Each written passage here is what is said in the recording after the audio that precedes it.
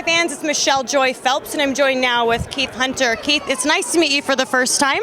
Likewise. How are you enjoying the ambience that is here for Wilder versus Fury 2? Man, the atmosphere here is amazing. I can't, lie there, but I'm not really a social person, I don't really mind, but it's nice to be in the atmosphere.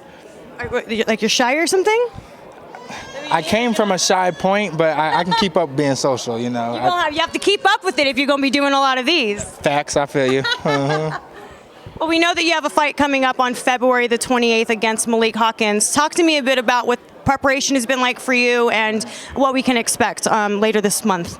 Preparation, they gave me a lot of time, to prepare for this one, too much time to prepare for this one. And this is the third Mayweather guy that they're throwing in front of me, and I got rid of two of them in their backyard. So, I'm doing the same thing. I'm going in their backyard with, this time, an undefeated Malik Hawkins. So I'm going to put the 140 division on notice with this one. Okay, I like this. For sure, all the way. It's there. You started the interview all shy and timid, and then it's like, then I see it coming out. It's a bit of the alter ego, huh?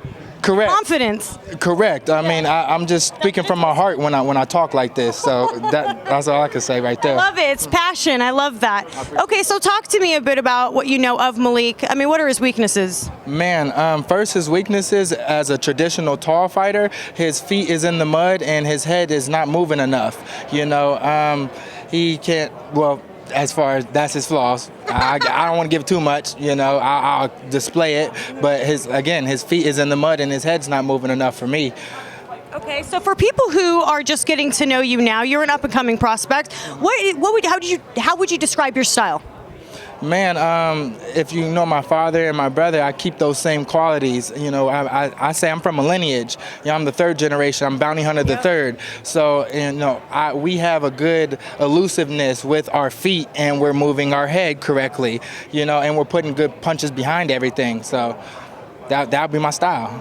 Yeah, poetry in motion. Now, we know that you are the younger brother of Michael Hunter. Yeah, that's pretty cool. And we know that your father was also a part of boxing. He was a sparring partner to Mike Tyson. For 4 years, yes. And I was cool. Right, I was so young that I didn't really get a chance to digest it with my own eyeballs. But, so much truth surrounding that man's talent that the passion consumes me now, Well, the super lightweight division also has some pretty key players that I want to talk to you a bit about. Tell me what your thoughts are on Josh Taylor. Man, Josh Taylor, I haven't dissected him too much with my eyes, but I just got put on notice. He's a fairly tall guy, so I'm not sure how he's carrying. I won't say I overlooked him, but he's overseas, and I'm kind of looking at Ramirez because that would be more of a challenge in my head because he was on the Olympic team with my brother, and he has problems a little bit with movers, but he's acing all his tests. Josh Taylor, the times I did see him a little bit, Again, I'm not trying to overlook him. He had pockets, and he was getting exploited too much. So I'm like, all right, I'm really going to keep my eye on Ramirez more. Yeah. But Josh Taylor, he's the man right there. He got the Ali trophy, and he's earning it. So I'm going to do my homework right after this. Yeah. I am. Tell me a bit about, aside from the fact that obviously it sort of runs in your family, but what is it specifically about boxing that makes you love it so much? Man, I hate everybody's corny saying like boxing chose them, it didn't, it kind of thing. But really, my father, before he died, he wanted me, because my father, he went through his lifetime trying to box, and he didn't really get no money. He didn't get the publicity, he didn't get those points.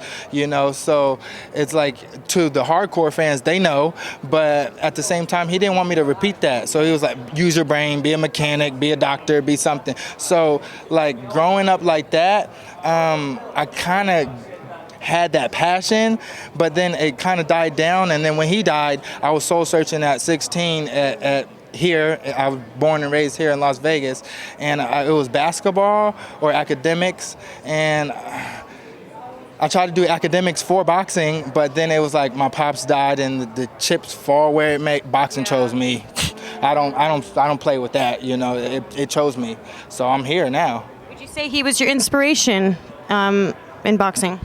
Yeah, that was my superhero. He was my superhero. He wasn't the greatest person alive, but you know, if there's a lot of things that people don't know about him that you know I would like the world to see. So when I'm working out and I feel like more than my own passion a lot of the times, like I don't want nobody disrespecting my father's name, and they have to go through this body right here, you know.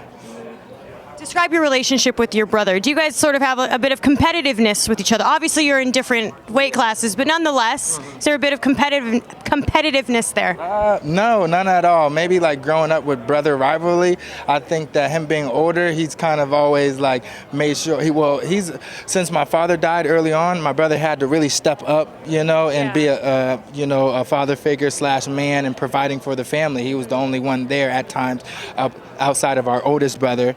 But he's made sure he walked through doors that you know me now, you know, made it a little bit easier for me to get through those doors. So there's like I'm always in humble greatness of what my brother, you know, did and provided for me. So there's no really animosity, but you know I'll make sure he stays on his game and vice versa. He makes sure I stay on my game. So it's not really. You know, growing up though, he made sure I had the toughness. You know, we would put them gloves on, and he did touch me a couple times.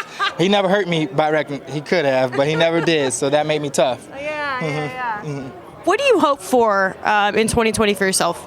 I want to give, in this year, 2020, I want to give all that I can give to the 140-pound division, you know, at least. And then I started at 47, and then I came down. So I want to do as much as I can with this stacked 140 division, put them on notice, and that's kind of what I see in 2020. Say, because you are quite tall, and you know you could definitely, as you get older, you know, weight does become a bit more natural putting it on. Correct. So you could definitely, go to 147. Yeah, like I said, I went down from 47 to 40. So right. So eventually I'll go up to 50, you know, because like I said, I kind of hold myself to my father's and my brother's standards. So like weight is not really an issue for me in areas of my diet and areas of competition. You know, I haven't been hurt for a reason. I know that time could be, but I'm not worried about that by far. I just want to make sure I take everything at the proper timing. It's nice meeting you. I wish you nothing but the best with your career.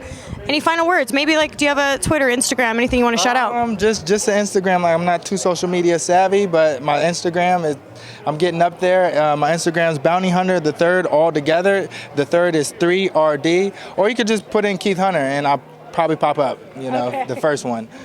All right. Well, thank you very much for your time, and we'll catch up with you another time. Thank you. All right. I appreciate you. Thank you very much. Bye, Fight fans. Hey Fight fans, it's Michelle Joy Phelps. If you haven't already subscribed to my YouTube channel, make sure you go ahead and do so by clicking the icon right here, and also hit the bell button so that you can get alerts every time we upload a new video.